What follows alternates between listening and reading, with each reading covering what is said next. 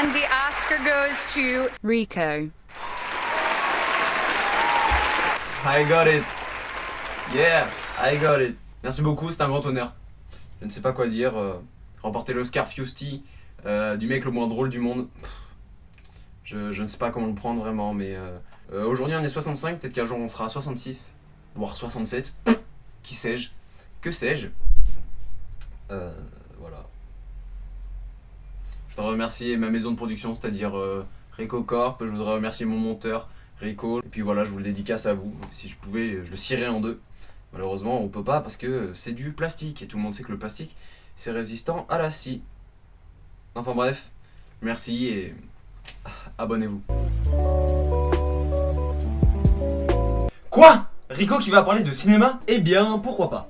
Bon alors aujourd'hui on va parler des Oscars et vous allez avoir le droit au présentateur le moins glamour et le plus claqué pour présenter la soirée la plus glamour et la plus stylée de l'année. Sur cette chaîne on parle principalement d'actualité et loin de moi l'idée de m'autoproclamer cinéphile, mais les Oscars c'est une soirée importante et on peut pas passer à côté. Qu'on fasse partie de ceux qui suivent à fond toutes les cérémonies rendant hommage au cinéma ou qu'on fasse partie de ceux qui n'en ont un peu rien à battre de ces cérémonies, on sait tous ce que c'est les Oscars. Comme vous avez pu le voir dans mes stories Instagram, suivez-moi sur Instagram, il se passe des choses étonnantes. Cette 92e cérémonie des Oscars, c'est la première que j'ai suivie de bout en bout. C'est-à-dire du début du red carpet jusqu'à la nomination du meilleur film de l'année et qui marque la fin de la cérémonie des Oscars. Ce qui nous donne un live de 23h30 à 6h du matin. Parce que oui, pour ceux qui ne le sont pas encore au courant, la cérémonie des Oscars se déroule à Los Angeles, au Dolby Theatre sur Hollywood Boulevard.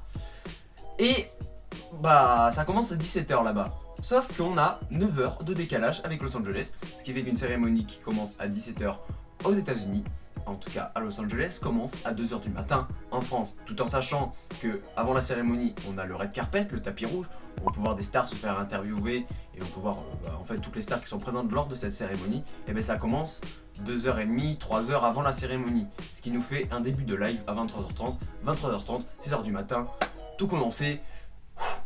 Ça en fait un paquet de trucs à regarder.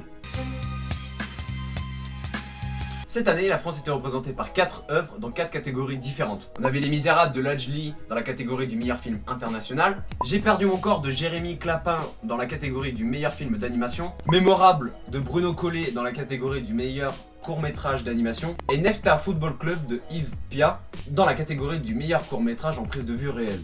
Mais malheureusement, aucune de ces 4 œuvres n'a récupéré un Oscar, n'a réussi à remporter le titre dans sa catégorie. Mais attendez, on a quand même un Français qui a remporté un Oscar, puisque Guillaume Rocheron a décroché l'Oscar du meilleur effet visuel dans un film pour le film 1917. C'est un Français d'origine parisienne qui a remporté son 2e Oscar. Il en avait remporté un en 2013, il me semble, pour l'Odyssée de Pi. Ceci est un braquage. Et quand je parle de braquage, je pèse mes mots. Parasite a fait bugger. Bugger, parasite. Parasite, c'est des insectes. Insecte en anglais, ça se dit bug, un bug, ça a bug. Parasite a fait clairement bugger tout le monde pendant cette cérémonie. Le film de Bong Joon-ho, j'espère que je prononce ça bien, avait déjà remporté tous les prix dans lesquels il avait été nominé, ou presque, lors des différentes cérémonies avant les Oscars. On a le Festival de Cannes, on a les Golden Globes, pour ne citer que les plus connus. En tout cas, ceux que vous êtes plus aptes à connaître. Donc ils avaient remporté pas mal de prix avant la cérémonie des Oscars, mais là, waouh! On va tout recommencer dans l'ordre chronologique. En début de cérémonie, le film gagne son premier prix et gagne l'Oscar du meilleur scénario original.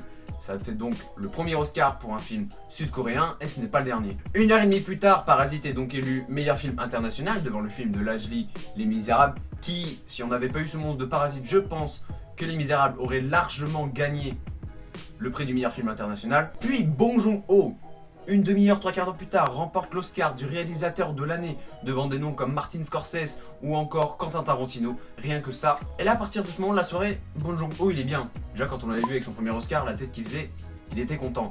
Mais dit-on pas jamais 304? Non, on la dit pas celle-là. Mais ça va être le cas.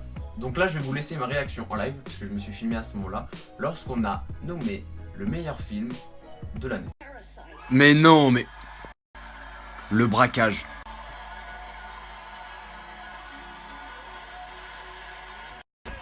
Incroyable, le braquage de Parasite, le film. J'ai pas les mots, c'est merde.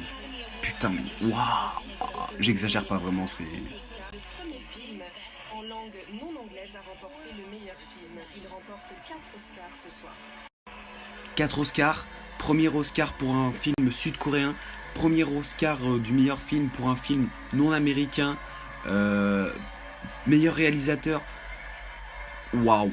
Pour finir, je vais vous donner les 4 principales catégories, plus un petit bonus de ces Oscars 2020, leurs catégories et leurs gagnants. Pour l'Oscar du meilleur acteur, Joaquin Phoenix a remporté pour son interprétation du Joker dans le film Joker. L'Oscar de la meilleure actrice a été attribué à Renée Zellweger dans le film Judy, que je n'ai pas vu, donc...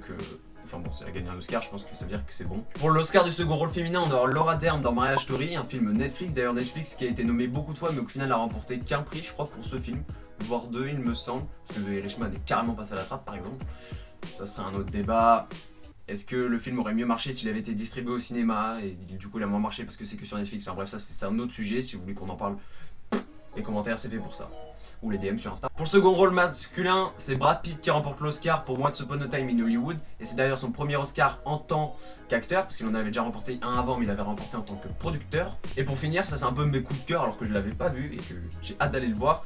C'est pour l'Oscar du meilleur scénario d'adaptation qui a été remporté par Jojo Rabbit de Taika Waititi. Si vous voyez pas ce que je parle, c'est un film qui se passe pendant la Deuxième Guerre mondiale où le meilleur ami imaginaire d'un enfant c'est Adolf Hitler. Voilà l'équipe, c'était Rico, j'espère que cette vidéo vous a plu.